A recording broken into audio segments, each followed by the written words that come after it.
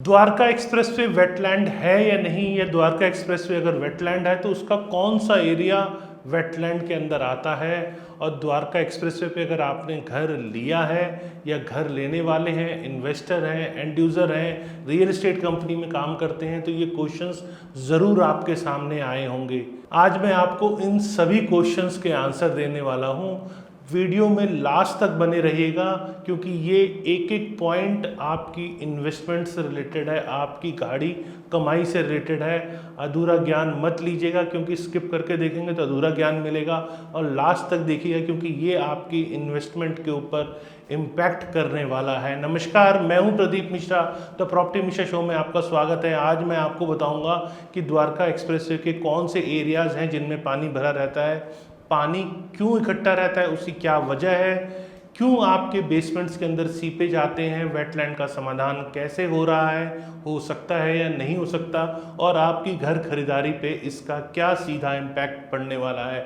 चलिए अब इसको शुरू करते हैं। वेटलैंड का हिस्सा बहुत बड़ा है। द्वारका एक्सप्रेसवे के ऊपर जो लग रहा है वो वेटलैंड आपकी इन्वेस्टमेंट को फ़र्क डाल सकता है।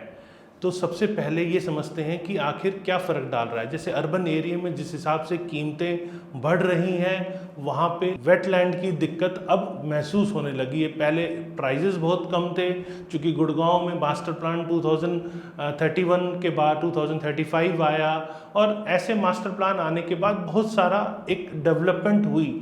जो गुड़गांव है वो 350 स्क्वायर किलोमीटर बन चुका है अब। तो इतनी डेवलपमेंट होने के बाद कुछ एरिया ऐसा जहाँ पे पानी भरा रहता है, तो वेटलैंड वहाँ पे थोड़ा सा लोगों को तकलीफ देती है कि पास का एरिया ऐसा है जहाँ पर पानी नहीं है, वहाँ एग्रीकल्चर हो सकता है या अपार्टमेंट बन सकते हैं, और जहाँ पानी भरा रहता है वहाँ इन चीज़ों की दिक्कत आती है।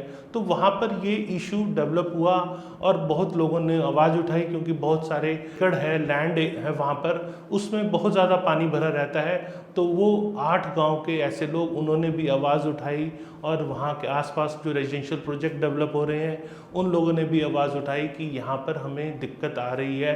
तो यहाँ पर दिक्कत का सॉल्यूशन कैसे हो रहा है, आज इसको समझते हैं कि आखिर हो क्या रहा है। पूरे गुड़गांव की पॉपुलेशन 30 लाख है। यहाँ जल की आपूर्ति अभी भी पूरी नहीं हो पा रही है, ना चाहते हुए भी यहाँ ग्राउंड वाटर यूज़ हो रहा है। सीवरेज ट्रीटमेंट के बाद सीवरेज का ट्रीटेड वाटर ना चाहते हुए भी पार्क और ग्रीन बेल्ट में पूरी तरह यूज़ नहीं हो पा रहा, और इसके अभाव में अभी भी इनमें फ्रेश वाटर यूज़ हो रहा है। यहाँ रिसाइकल्ड वाटर यूज़ हो सकता है, लेकिन वो अनट्रीटेड वाटर वहाँ तक नहीं पूरी तरह पहुँच पा रहा है। पूरी जल की आपूर्ति जो गुड़गांव की है वो 71 करोड़ लीटर है, जिसके अंदर 55 करोड़ लीटर कैनाल के थ्रू पहुंचता है, और 16 करोड़ लीटर अभी भी ग्राउंड वाटर से पानी आ रहा है। टोटल 71 करोड़ लीटर में से 80% पानी, 57 करोड़ जो कि बैठता है, वो सीवरेज ट्रीटमेंट प्लांट में जाता है, वहाँ ट्रीट होकर और फिर वो बरसाती नालों के थ्रू नजफगढ़ ड्रेन में चला जाता है। लेकिन यहाँ सबसे बड़ी समस्या ये है कि अभी भी इन बरसाती नालों में ऐसे 11 करोड़ लीटर पानी है जो आके अनट्रीटेड मिल रहा है। तो जो पानी ट्रीट होके 57 करोड़ लीटर बरसाती नालों के थ्रू नजफगढ़ ड्रेन में जा रहा है, उस पानी को 11 करोड़ लीटर, चूँकि वो अनट्रीटेड है और वो भी उसी के अंदर आके मिलके फिर नजफगढ़ ड्रेन की तरफ जा रहा है, तो उससे वो ट्रीटेड वाटर भी खराब हो जाता है। सरकार द्वारा अगर सीवरेज ट्रीटमेंट प्लांट के सेटअप की बात करें तो एक बहुत बड़ा जो खर्च है वो इन पे किया जाता है, और सालाना खर्च इनका करीब 12 करोड़ रुपए होता है इनके रखरखाव में। और आप समझिए कि अनट्रीटेड वाटर अगर उन ट्रीटेड वाटर में मिलके नजफगढ़ ड्रेन में जाता है, तो इससे जो मेहनत है सरकार की, जो सरकार का खर्च है, सेटअप कॉस्ट है, वो सब खराब हो जाती है, और ये पानी जाकर आगे 8 गांव की 1000+ एकड़ ज़मीन को सीधा सीधा खराब करता है। चलिए अब समझते हैं वो कौन से एरिया हैं जहां पर द्वारका एक्सप्रेसवे के पास पानी भर जाता है, और वो पानी वहाँ क्यों इकट्ठा होता है। इसके लिए आपको समझना पड़ेगा कि आखिर गुड़गांव के डायनामिक्स क्या हैं। गुड़गांव सी लेवल से घाटा विलेज, जो कि गोल्फ कोस्ट एक्सटेंशन के पास पड़ता है, वो सी लेवल से करीब 250 मीटर की हाइट के ऊपर है। और वहीं पर हम साइबर सिटी की बात करें, वो 241 मीटर है, इफ़को चौक 234 मीटर है, और राजीव चौक जो कि मिड में आता है वो 226 मीटर है। मतलब जो ईस्ट पार्ट है वो सबसे हाई टॉप लेवल के ऊपर है, और जो मिड पार्ट है वो करीब 226 मीटर और 234 मीटर है। और जो ईस्ट से मिड में आता है पानी, और पानी फिर वहाँ से वेस्ट की तरफ जाता है, वहाँ पर खिड़की माजरा विलेज जो गुड़गांव का उस लेवल का लास्ट विलेज है, वहाँ सी लेवल से उसकी हाइट 209 मीटर की है। मतलब जो पानी का फ्लो बना हुआ है, जो सीवरेज ट्रीटमेंट का फ्लो बना हुआ है, या गंदा नाला है, या वो पीने का साफ पानी है, उसका जो फ्लो बना हुआ है वो इस स्लोप के अंदर बना हुआ है, जिसमें वो घाटा विलेज से लेकर खिड़की माजरा की तरफ उसकी मूवमेंट होती है। चूँकि इधर ढलान है तो वाटर का सारा सिस्टम उसी हिसाब से गुड़गांव का डिज़ाइन किया गया है। ये सारा बरसाती पानी या सीवरेज ट्रीटेड वाटर जो कि बरसाती नालों में होता हुआ नजफगढ़ ड्रेन पहुंचता है। तो यहाँ समझने की ज़रूरत है कि नजफगढ़ ड्रेन कब बनी, पहले क्या होता था, अब क्या होता है, कैसे वो आप पे इम्पेक्ट करता है। चलिए शुरू करते हैं। 1960 के अंदर नजफगढ़ ड्रेन एग्जिस्ट नहीं करती थी। उस टाइम पहली बार वो नजफगढ़ ड्रेन बनी। उससे पहले गुड़गांव का सारा पानी, जैसे मैंने बताया कि घाटा टॉप लेवल पे है, तो वहाँ से पानी का स्लोप खिड़की माजरा की तरफ आते हुए सारा पानी जाके छावला झील की तरफ इकट्ठा होता था। छावला झील दिल्ली का पार्ट है, जो कि जो गुड़गांव का इधर का एरिया है, खिड़की माजरा या द्वारका एक्सप्रेसवे के सेक्टर 107, 108 के पीछे लगता हुआ जो एरिया है वो नजफगढ़ के दायरे में आता है, और वो छावला झील कहा जाता है उसे। वहाँ सारा पानी इकट्ठा होता था। लेकिन 1960 में दिल्ली गवर्नमेंट ने पहली बार उसकी ज़रूरत को समझा और वहाँ पे एक बड़ी ड्रेन बनाई गई, जिसको सीधा सीधा जाके यमुना रिवर के अंदर उसका स्कोप दिया गया, वहाँ से उसे कनेक्ट किया गया। अब वो झील जब बनाई गई तो उसके साथ साथ उन्होंने दिल्ली की तरफ एक बड़ा बंद बना दिया गया, जिससे कि पानी ज़्यादा अगर आ भी जाए तो वो इफ़ेक्ट ना करे। मतलब छावला वाला एरिया जहाँ पहले पानी भर जाता था वहाँ पे पानी ना भरे, इसके लिए एक नजफगढ़ ड्रेन बनाई गई, और साथ में वहाँ पे एक बहुत बड़ा बंद बना दिया गया, जिससे दिल्ली में पानी नहीं जाने लगा। 1960 के बाद अगले 25-30 साल किसी भी टाइप का कोई फ्लड नहीं आया, मतलब बाढ़ जैसी स्थिति थी ही नहीं। लेकिन 1990 में जहां गुड़गांव की पॉपुलेशन 2 लाख थी, वो बढ़ के 2022 में करीब 30 लाख हो गई, और एरिया जो 25 स्क्वायर किलोमीटर था वो बढ़ के 3.5 स्क्वायर किलोमीटर हो गया। मतलब गुड़गांव के अंदर माइग्रेंट्स बहुत सारे आए और वहाँ की आबादी भी बहुत ज़्यादा फैली। ये आपको पता है कि गुड़गांव ने किस हिसाब से तरक्की की है, तो सबको यहाँ एम्प्लॉयमेंट अपॉर्चुनिटीज़ मिली। तो यहाँ पे बहुत ज़्यादा लोग यहाँ पर आए और उन्होंने यहाँ गुड़गांव को अपने रहने के लिए चुना या अपने कार्यस्थल बनाया, जहाँ पर वो आके काम कर सकें। और जिस हिसाब से गुड़गांव को बेनिफिट मिला एयरपोर्ट का, तो वो बेनिफिट एक्सटेंड होता ही चला गया। आज स्थिति ये है कि फॉर्चून 500 कंपनीज जो इंडिया में अपना बिजनेस करना चाहती है, उन्होंने गुड़गांव में अपना ऑफिस खोला। तो गुड़गांव में बहुत ज़्यादा तरक्की देखने को मिली, जिसके कारण अब वहाँ की पॉपुलेशन 2022 की बात करें तो करीब 30 लाख हो गई है। और नजफगढ़ ड्रेन की बात करें तो जो उसकी कैपेसिटी थी, जो 1960 में वो डिज़ाइन किया गया था, तो धीरे धीरे उसके अंदर एक काई जमा होती चली गई। वो बात और है कि टाइम टू टाइम उसे क्लीन किया जाता है, लेकिन जिस हिसाब से उसमें काई जमा होती चली गई तो उसकी जो एक्चुअल कैपेसिटी थी पानी लेने की, वो कुछ कम हो गई। शहर को जोड़ने के लिए 3 महत्वपूर्ण ड्रेनेज सिस्टम बनाए गए, जिसका नाम लेग 1, लेग 2 और लेग 3 रखा गया। लेग 1 तो पूरा सीधा ड्रेनेज जो है नजफगढ़ ड्रेन तक कनेक्ट हो गई, लेकिन लेग 2 को 550 मीटर पहले ही रोक दिया गया। वो पूरा निर्माण नहीं हुआ या जानबूझ के उसे रोका गया, लेकिन लेग 3 को 3550 मीटर पहले ही वहाँ पे उसे रोक दिया गया, जिससे मैं ये कहूँगा कि पूरा निर्माण ना होने के कारण बहुत बड़ा हिस्सा जो नजफगढ़ झील के पास लगता था और द्वारका एक्सप्रेसवे का पार्ट था, वहाँ हज़ारों एकड़ ज़मीन पानी में जलमग्न हो गई, जिसके कारण वो एरिया ऑलमोस्ट वेटलैंड बन गया।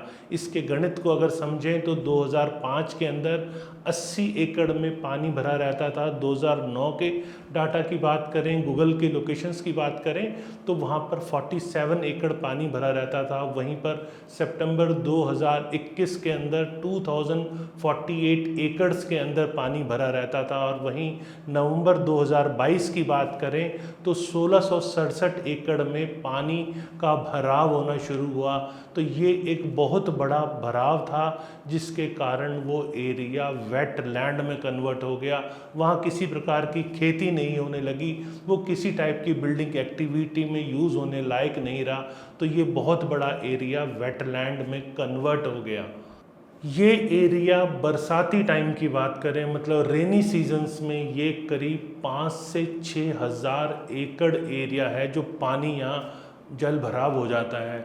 तो मतलब बहुत बड़ा एरिया इन ड्रेनेज सिस्टम के कारण द्वारका एक्सप्रेसवे के कुछ भाग को वेटलैंड में कन्वर्ट कर गया। देखिए, हमारी मुलाकात जब हुई राकेश दौलताबाद जो यहाँ के सिटिंग एमएलए हैं, जब उनसे बात हुई तो हमने समझने की कोशिश करी कि आखिर इसका क्या सॉल्यूशन इस टाइम सरकार कर रही है, क्योंकि द्वारका एक्सप्रेसवे के लोग इसके लिए बहुत चिंतित हैं। आप लोगों ने मुझे बहुत ज़्यादा कमेंट सेक्शन में बताया कि वेटलैंड है या नहीं, इसके बारे में आप बताएं।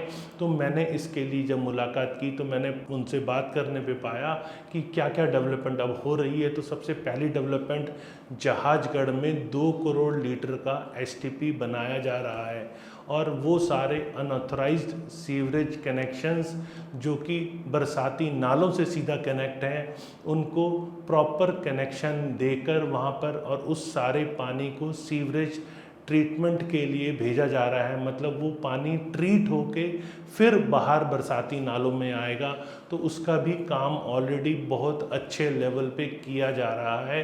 साथ में जहाँ जहाँ पार्क हैं या ग्रीन बेल्ट है, उसके साथ में ट्रीटेड वाटर की एक अलग से लेन डाली जा रही है।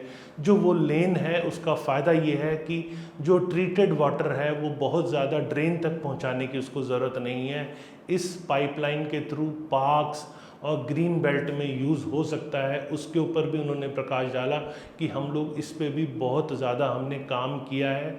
अब तक ट्रीटेड वाटर 11 करोड़ लीटर ऐसा है जो कि हम उसे रेगुलर बेसिस के ऊपर उस पानी को हम ग्रीन बेल्ट के अंदर यूज़ कर रहे हैं। और जैसा मैंने बताया, ड्रेनेज का सिस्टम जो कि अभी बरसाती नालों से सीधा कनेक्ट था, शुरू में मैंने आपको बताया कि वो पानी जो अनट्रीटेड वाटर बरसाती नालों में आके मिलता है, जहाँ पर ट्रीटेड वाटर जहाँ से होके गुजर के नजफगढ़ ड्रेन जाता है, तो वो एक बहुत बड़ी समस्या थी। तो उस समस्या के लिए उन एरियाज़ में जहाँ पर सीवरेज ट्रीटमेंट का सिस्टम नहीं है या वो सीवरेज की लेन में कनेक्शन नहीं है, उनको वहाँ से कनेक्ट करके ट्रीटमेंट करवा के और फिर अगर पानी को छोड़ा जा रहा है, तो ये बहुत अच्छा कदम मैं कहूँगा। तो इस पे भी उन्होंने कहा हमने काफ़ी काम किया है और बहुत सारा काम चल रहा है। साथ साथ जो रेवेन्यू रोड्स हैं उनके साथ साथ भी हम ऐसे सीवरेज के कनेक्शंस वहाँ एस्टैब्लिश हम कर रहे हैं। साथ में सबसे बहुत महत्वपूर्ण बात जो मैंने उनसे पूछी, लेग 2 और लेग 3 पे क्या काम हो रहा है, क्योंकि मैंने आपको बताया लेग 2 और लेग 3 बहुत बड़ा हिस्सा है जो पूरा बन ही नहीं पाया। लेग 2 550 मीटर पहले ख़त्म हो गई है नजफगढ़ ड्रेन से, और लेग 3 3550 मीटर से पहले ख़त्म हो गई है। तो ये बहुत बड़ा हिस्सा अभी तक बना नहीं था। इसके ऊपर मैंने समझने की कोशिश की तो उन्होंने बोला इसके लिए भी हम बहुत इफ़ेक्टिव रोल प्ले कर रहे हैं, बहुत ज़्यादा इस पे वर्क कर रहे हैं कि जल्द ही इस पे आप देखेंगे कि इस पे भी काम शुरू होगा और ये पानी जो की समस्या है या पानी जमा होने की जो समस्या है वो पूरी तरह यहाँ से अब ख़त्म हो जाएगी। जब मैंने उनसे सीवरेज ट्रीटमेंट प्लांट के बारे में बात की तो उन्होंने बताया बहरामपुर पे, धनवापुर के ऊपर और धर्मपुर में 100 और 350 mld का जो ट्रीटमेंट प्लांट यहाँ सेटअप करने के लिए डिमार्केशन का काम एक बड़ी एडवांस स्टेज के ऊपर है। तो ये भी एक अच्छा कदम है कि अगर यहाँ पे ट्रीटमेंट प्लांट बनते हैं तो वो कहीं हद तक पानी को ट्रीट करके नजफगढ़ ड्रेन में पहुंचाएंगे। और जैसे लेग 2 और लेग 3 कनेक्शंस पूरी तरह इस्टेब्लिश नहीं है, अगर उस पर भी काम होता है तो वो सीधा नजफगढ़ ड्रेन में जाएंगे। तो किसी भी टाइप का यहाँ पर जो सीपेज का इशू आप देखते हैं बिल्डिंग के अंदर, क्योंकि यहाँ पे बहुत सारी जो ग्रुप हाउसिंग्स हैं उनके अंदर आपने बेसमेंट में सीपेज के इशू देखे होंगे, क्योंकि यहाँ पानी जब भरा हुआ कुछ एरिया में इकट्ठा हो जाता है तो उसके आसपास के एरिया में वो इश्यूज आते हैं। तो वहाँ पर उन लोगों की समस्या का निदान मेरे को अब बहुत ज़्यादा दिख रहा है। ऐसी कोई बहुत बड़ी दिक्कत वाली चीज़ नहीं दिख रही है। उन्होंने मेरे को ये भी बताया कि हमने एनवायरनमेंट मिनिस्ट्री के साथ बात करके उन्होंने एक कमेटी बनवाई है अब, और वो जो कमेटी है वो दिल्ली गवर्नमेंट, हरियाणा गवर्नमेंट और मिनिस्ट्री ऑफ वाटर रिसोर्सेज के साथ में वो कमेटी बनी है जो इस चीज़ को मॉनिटर कर रही है और इसके ऊपर रेगुलर वर्किंग कर रही है।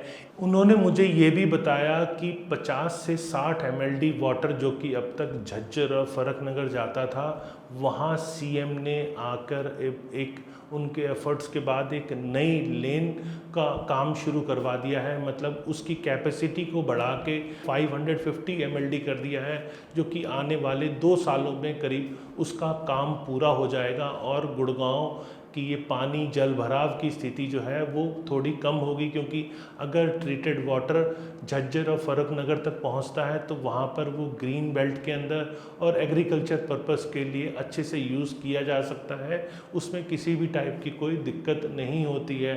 तो क्योंकि गुड़गांव एक बड़ा शहर बनता जा रहा है तो वहाँ पर इन चीज़ों की अब बहुत ज़्यादा ज़रूरत है। जिस हिसाब से ये नए जो सीवरेज ट्रीटमेंट प्लांट सेटअप हो रहे हैं और लेग 2 लेग 3 को जल्द ही पूरा करने पे कवायद बहुत तेज़ हो चुकी है, तो उस तरह ये मेरे को इश्यूज़ बहुत ज़्यादा बहुत लंबे टाइम तक के लिए नहीं दिख रहे हैं। ऑलमोस्ट कुछ ही एरियाज़ हैं जहाँ पर पानी का भराव ज़्यादा है। चलिए अब समझते हैं कि ये वेटलैंड का इशू क्या है भी या नहीं है, या घर खरीदारी पे आपको ये किस तरह इम्पैक्ट करने वाला है। देखिए, लेग 2 और लेग 3 के बनते ही जो नजफगढ़ ड्रेन के पास का कुछ एरिया है जहाँ पे पानी भरता है वो पूरी तरह से ख़त्म हो जाएगा। मतलब जल भराव की स्थिति बहुत ज़्यादा नहीं रहेगी और वो भी ये समस्या कुछ दिनों के लिए ही अब बची हुई है। तो ये समस्या का निदान मेरे को अब क्लैरिटी के साथ दिख रहा है। जब ज़मीन के ऊपर पानी रहेगा ही नहीं तो वहाँ वाटर लेवल जो इस टाइम थोड़ा ऊपर है वो बहुत ज़्यादा लंबा टाइम नहीं रहेगा, वो अपने आप वहाँ का वाटर लेवल नीचे आ ही जाएगा। और हमें ऐसे प्रोजेक्ट में घर लेना है जहाँ 2-3 बेसमेंट नहीं डिज़ाइन की गई हैं, क्योंकि अगर पानी के अंदर बहुत ज़्यादा बेसमेंट डिज़ाइन की जाती है तो वो कहीं हद तक नीचे वाटर लेवल को रोक नहीं पाता, और उसमें भी अगर वो अच्छा बिल्डर नहीं है तो वो उस पर काम अच्छे से नहीं कर पाता। फॉर एग्ज़ाम्पल के तौर पे मैं छोटा सा एक एग्ज़ाम्पल दूँ आपको, अगर बेसमेंट जहाँ बनी है वहाँ नीचे रॉक बोल्डर की पाइलिंग की गई है तो बहुत हद तक इस समस्या के निजात पा लिया जाता है, वहाँ पर ऐसी कोई दिक्कत नहीं आती। और अगर उन चीज़ों को अवॉइड किया गया है, कंस्ट्रक्शन के लिए अच्छी टेक्निक यूज़ नहीं की है, क्योंकि ऐसा नहीं है कि कंस्ट्रक्शन नहीं हो सकती, कंस्ट्रक्शन इन एरियाज़ में बहुत अच्छी से हो सकती है। बहुत ऐसे एरियाज़ हैं जो पानी के बिल्कुल साथ हैं, रिवर के साथ में हैं, ड्रेन के साथ में हैं, लेकिन उसके बावजूद यहाँ पर कंस्ट्रक्शन की बहुत अच्छी यहाँ पे मिसालें आपको देखने को मिलेंगी। बहुत बड़े बड़े प्रोजेक्ट्स आपको देखने को मिलेंगे। मतलब अगर बिल्डर अच्छा है, उसको कंस्ट्रक्शन का एक्सपीरियंस है, जैसे मैंने छोटा सा एग्जांपल दिया, जिसको एक्सपीरियंस होगा वो ऐसे एरिया में बेसमेंट को 2-3 लेवल तक लेके जाएगा ही नहीं, क्योंकि वहाँ पर अगर बहुत ज़्यादा लेवल तक वो चला गया तो वहाँ पर फिर वो सीपेज वाले इश्यूज़ आएंगे। तो आपको बिल्डर की अच्छी क्वालिटी का होना, उसके प्रीवियस प्रोजेक्ट में जाके देखना, ये बहुत इम्पॉर्टेंट हो जाता है। और ऐसे ही डेवलपर की प्रॉपर्टी लें जहाँ खासकर जैसे मैंने एग्जांपल देके भी बताया कि अगर नीचे रॉक बोल्डर की पाइलिंग है तो कहीं हद तक वो आपकी प्रॉपर्टी को पूरी तरह से सेफ कर देता है। तो यहाँ पर अच्छे डेवलपर की प्रॉपर्टी, बार बार आपको मैं बोल रहा हूँ कि ये आपके लिए बहुत महत्वपूर्ण है। नमस्कार, उम्मीद है आपको मेरा शो पसंद आया होगा। अगर और भी इसी टाइप की इन्फॉर्मेशन आप लेना चाहते हैं तो मुझे कमेंट सेक्शन में बताइए कि वो इन्फॉर्मेशन क्या है जो आपके काम की है, और सब्सक्राइब ज़रूर करें, लाइक ज़रूर ज़रूर करें, कमेंट सेक्शन में हमेशा कमेंट्स देते रहें, जिससे कि मेरे को अपने आप को इम्प्रूव करने में आपकी हेल्प मिलती है। नमस्कार।